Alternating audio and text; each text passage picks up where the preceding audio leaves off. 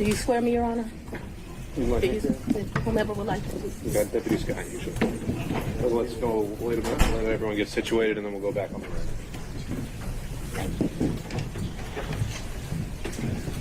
Sir, you have like tissue in here?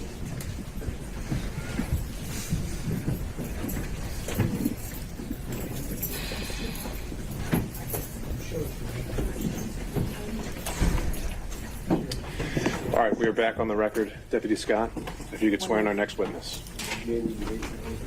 I would, and I do apologize. Anna, do me a favor. Hold on, my legs, I'm gonna be relaxed. After you swear me, tell me what I need. You can swear, you can go ahead and swear me, so I don't know what the court. You swear on front of Yes, sir. the first name? District Attorney Fani, F-A-N-I. Last name is Willis. Ms. Willis, how did you know to come into the courtroom right then? Because there were people I was pacing in my office. Okay. And I heard someone yell, his testimony is done. It only made sense to me that I would be your next witness. And I've been very anxious to have this conversation with you today.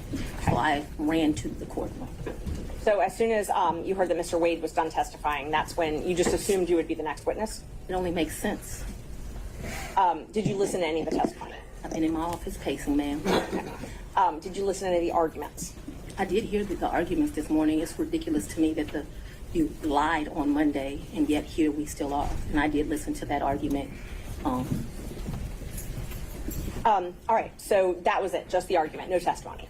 Right, I listened to the argument this morning where Adam Abadi, I thought, did an excellent job pointing out how dishonest you were with the court on Monday. And I'm actually surprised that the hearing continued, but since it did, here I am. Great. So let's just talk about what you did in preparation for today. Did you meet with Mr. Wade at all? Once the motion was filed, did you meet with Mr. Wade and talk to him about the motion that I filed to disqualify you? On this first January motion? Yes. I don't know if you could say talked about. I probably had some choice words about some of the things that you said that were dishonest within this motion. So I don't know that it was a conversation. As you know, Mr. Wade is a Southern gentleman. Me, not so much. Okay, but my question was, did you have a conversation with I him? didn't have a substantive conversation. You did not? I read this motion, skimmed it more so, and I've probably said some choice things to him about some of the lies they were told. Okay. And then printed in the media because, we used to be in a day and time where you had 60 Minutes and people did stories and they verified information and you had this great reporting. But it seems today that a lawyer writes a lie and then it's printed for all of the world to see. Well, I just want to make sure that you answer the question I asked, though. So my question was... Overruled, Mr. Abadi. I told you what happened. I read the motion.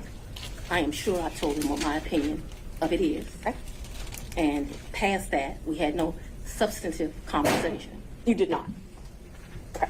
Is there something you didn't understand? No, I just wanted to make sure that Okay. you did not have a meeting with him in the conference room to discuss the motion. Next question, No. Ms. Merchant. So in the conference room of my office, within this week, you produced some financial document. That financial document was given to me, something, and I'm not even sure who was giving it to him by me or Mr. Abadi gave it to me. And I think he showed me a document in our conference room. But as far as a substantive conversation, I don't believe I've had any conversation with him that is substantive related to this. Okay. I have had conversations with him since you filed the motion, but they wouldn't be substantive to this. He sent me very nice sermons that have been done. And so we've had conversations about, did you listen to that sermon? Things of that nature.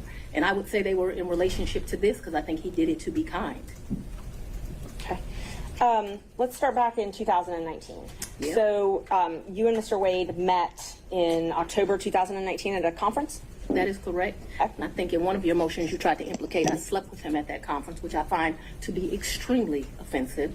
I stayed at that conference. Mr. Wade was my teacher. I did not meet him when he taught the class. I was standing outside talking to Lisa Reeves, who is a judge. Me and her were just having a conversation. Mr. Wade walks up, and they hug each other. They have some brief conversation. She introduces us. Your Honor, I'm going to object. We kind of thought that when you asked a question, you can answer the question, not a speech, so I object to the speech. I I agree, believe I'm Judge. able to explain my answers.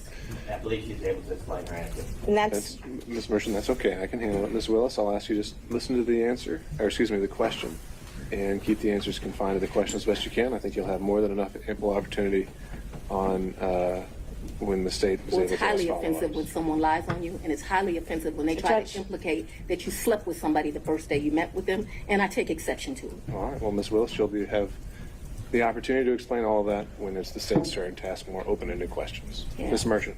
thank you, Judge.